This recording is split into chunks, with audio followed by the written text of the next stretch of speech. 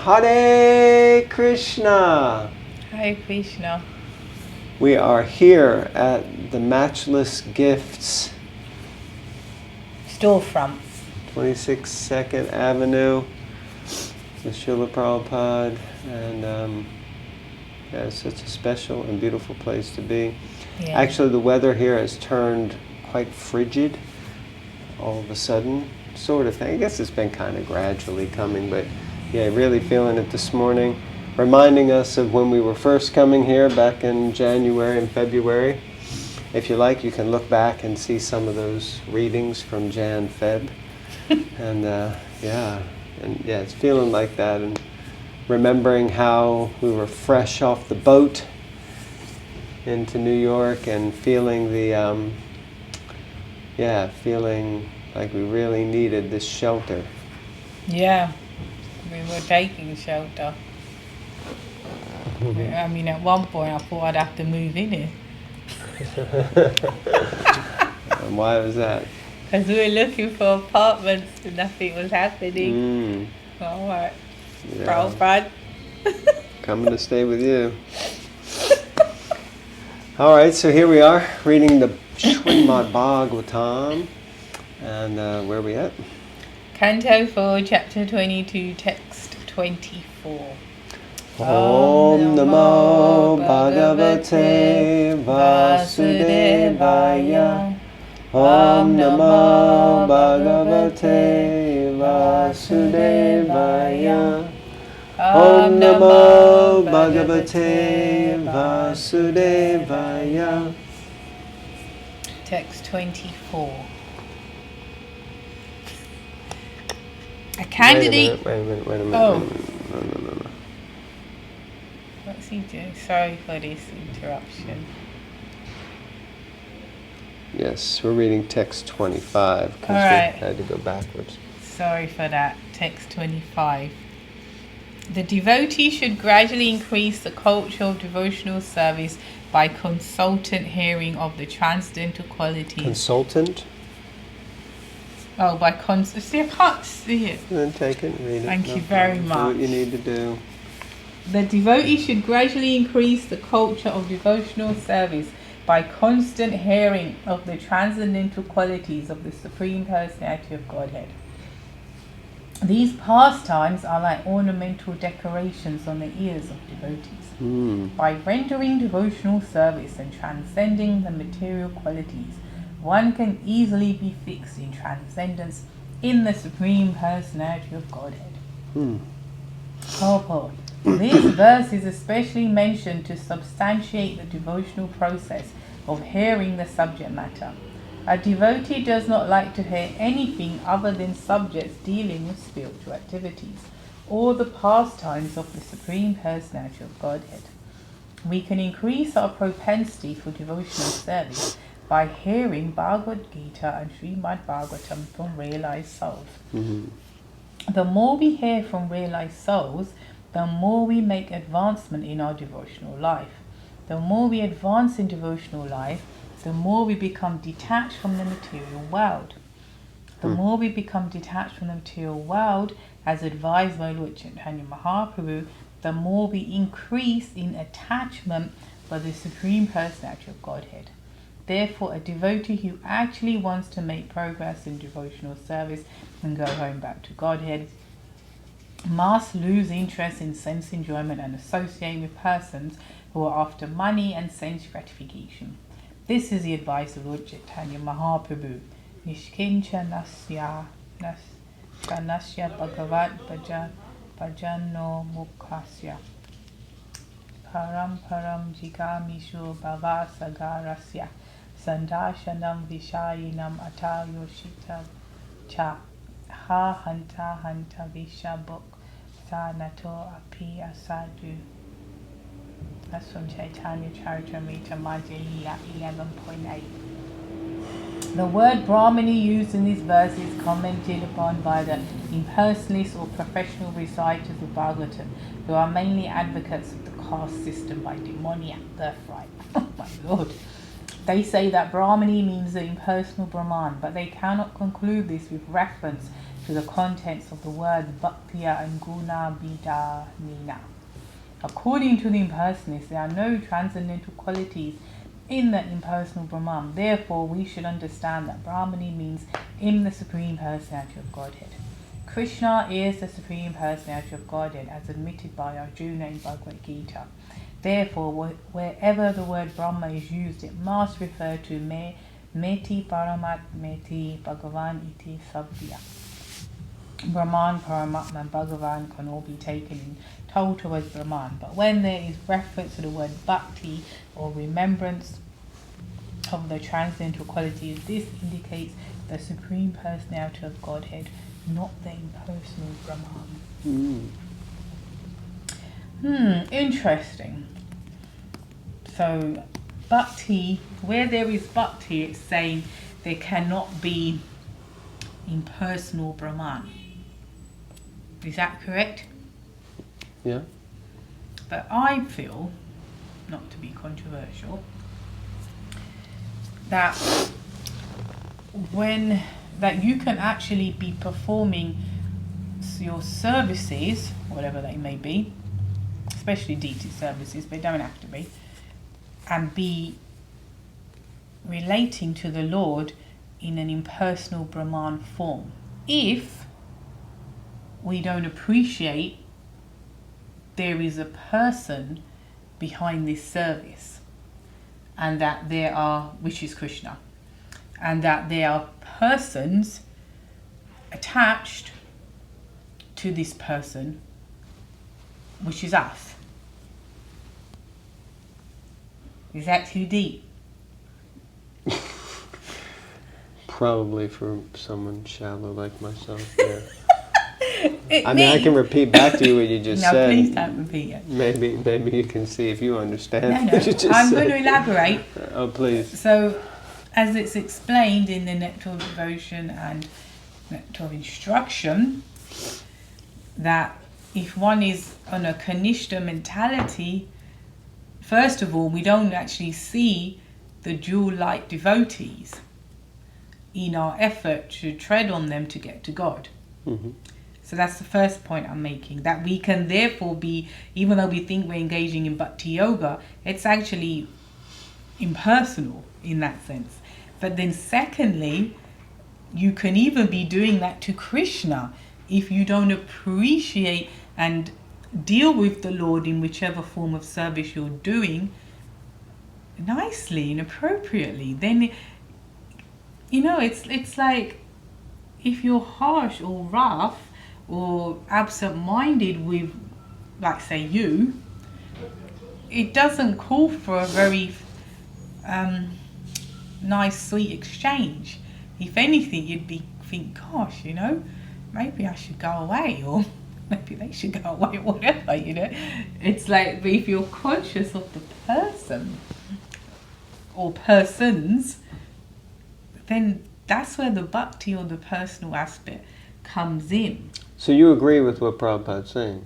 Of course I agree. So why would you start the thing by saying, is it that's what he's saying? And he said, well, I think, and you said this may be controversial. Oh, you misunderstood my dialogue and delivery.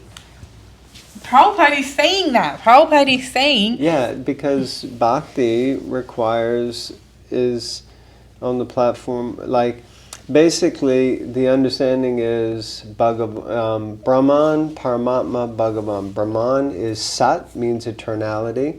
Paramatma is Chit, means that's knowledge, where knowledge is coming from, this exchange of knowledge. And then Ananda, Satchit Ananda. Ananda, bliss can only come when there is a personal interaction. So bhakti is only when there's a person. Otherwise, you can do so many things. Like, you can meditate on the impersonal Brahman, and, well, the thing is that it's explained that in order for there to be success at any level of yoga, there has to be a tinge of bhakti, because bhakti in its essence means something, some devotion. So there has to be some devotion or dedication to something. But the true, deepest exchanges of bhakti yoga means there has to be a person, right? Mm-hmm. Yeah. No one's refuted that, neither me or Prabhupada. You're correct. So what I'm saying, though, is if in line with that thought. However, on a Kanishta level, at best, you can still deride the personal form of the Lord, because you are not dealing with the... Yeah, but that's understood, like you said. That's the point I'm making.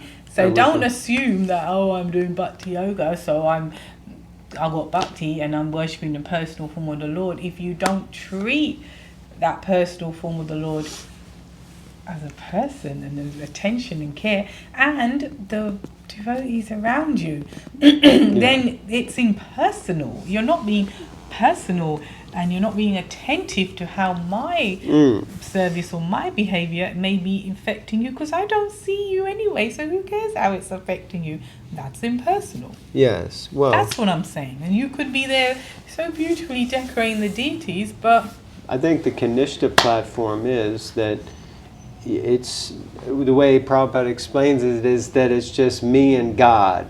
Yes. So there is a personal understanding of God, but one neglects the devotees of the Lord. Right. So that's why I said Kanishta at best, because you can get to a point where don't think just because you're decorating the Lord or just doing whatever service, so it is me and God. It ain't even you and God, it's just you, me and my ego, really. Okay. Hare Krishna, Hare Krishna. Krishna Krishna, Hare Hare. Ram. Hare Hare. Okay. So if everyone got that, you can put some comments below about your reflections on this very, very deep and powerful point, which is true. It's very good, very, very deep. And yes, I did misunderstand at the beginning. Okay. Text 26. How are we doing for time? Okay. Upon becoming fixed... Here, you read from there, because you don't have anything otherwise. I'll read from here.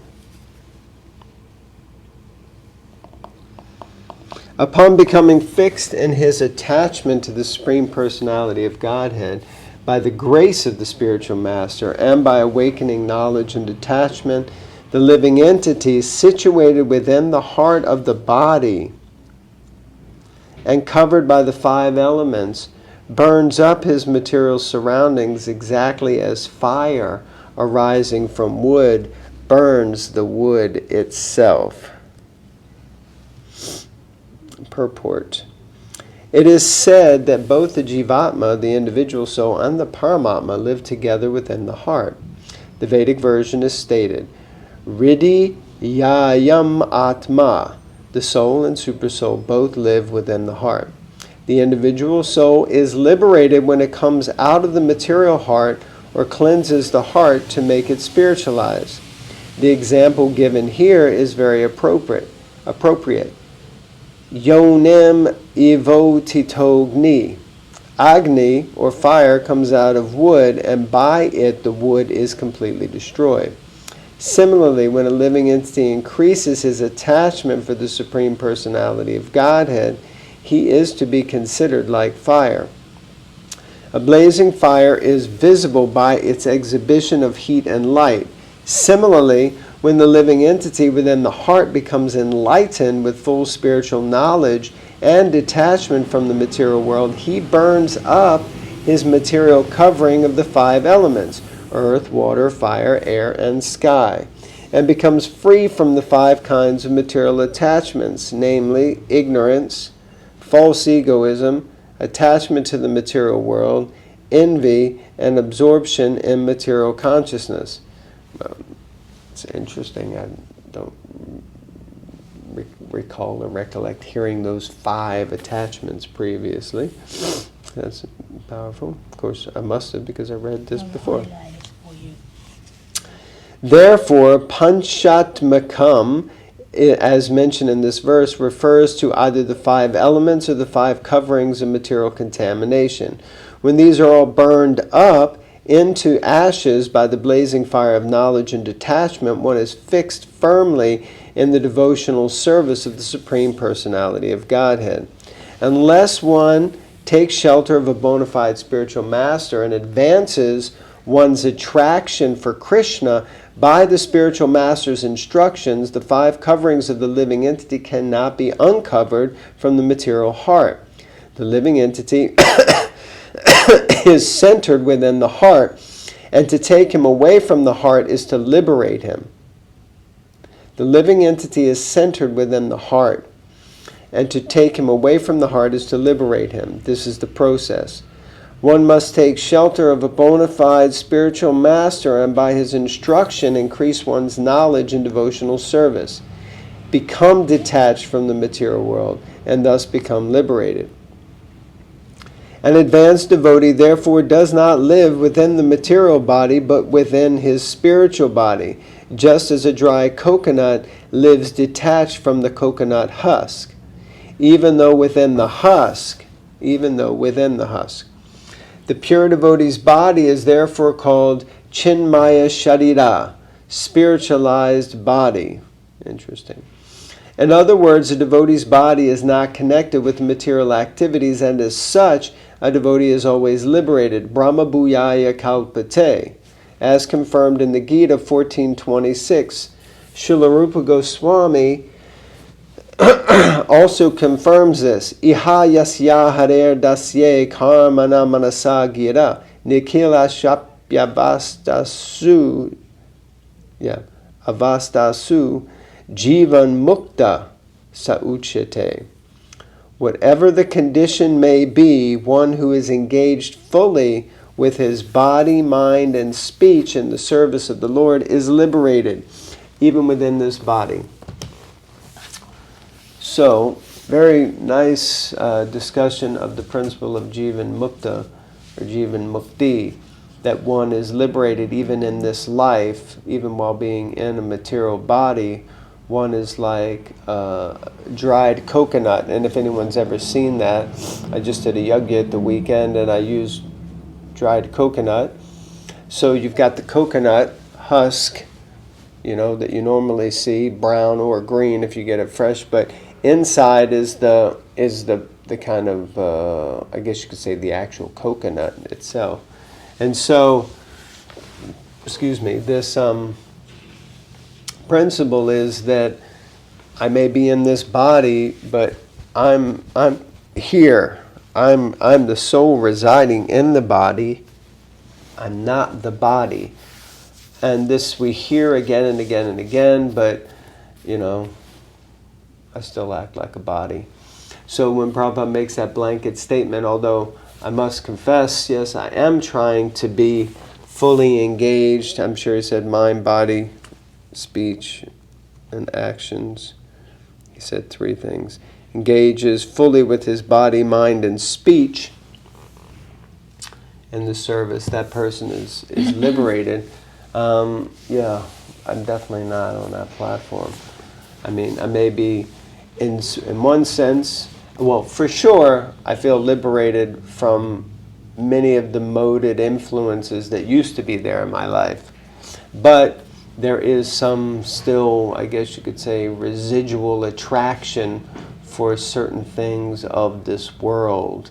We were with someone the other day and they said, oh, you must be very advanced because you don't have the same desires like me, like you want chocolate and pizza and nice things to eat.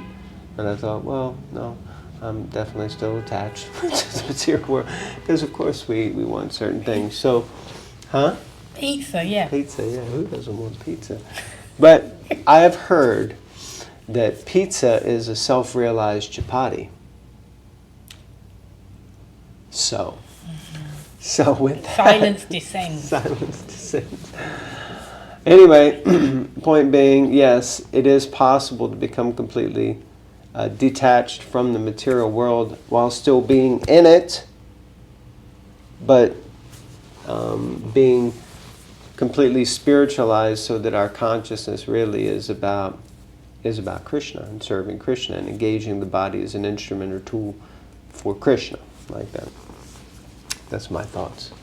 Anything you would like to add? Yeah, and that point that was made about the living entity is in the heart, and it says to take him away means to liberate him. I just found that quite, I don't know if sobering is the word, but to think about it, because if you just think about it, the living entity is in the heart. Well, who is that? That's me. I'm sitting there, you know? Yeah, just think about it. And yeah, okay, I've got this body and, you know, it's seen better days, to be fair. But it's moving about, you know, look, I can move it. It's quite a good thing, actually. But yeah, it's just, if you really go deep and think about that I'm sitting in the heart. You know, that's who I am. I'm sitting in the heart. I'm not this, you know, it's like those not Star Wars, you know, those sort of sci-fi movies where someone's sitting, little titchy human or whatever, sitting in a bigger contraption, as it were, you know, and they're like controlling it and they're fighting and that.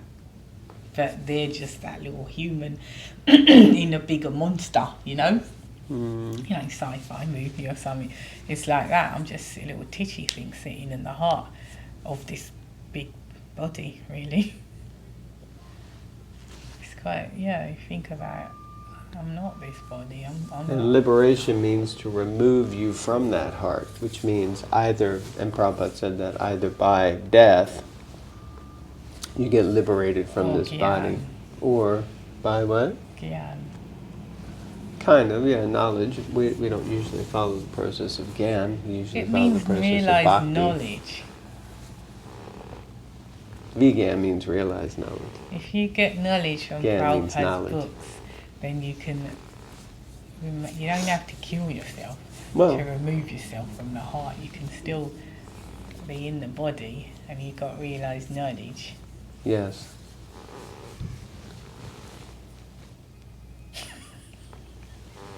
Okay, I think we're going a little too deep now. We're diving in. Okay, we're going to conclude here. We've gone over time again. We're keeping you all from your important things, That's 'cause you talk too much. and your chanting and your reading and hearing. Thank you very much for tuning in. Hare Krishna. Hare Krishna. All glories to Srila Prabhupada.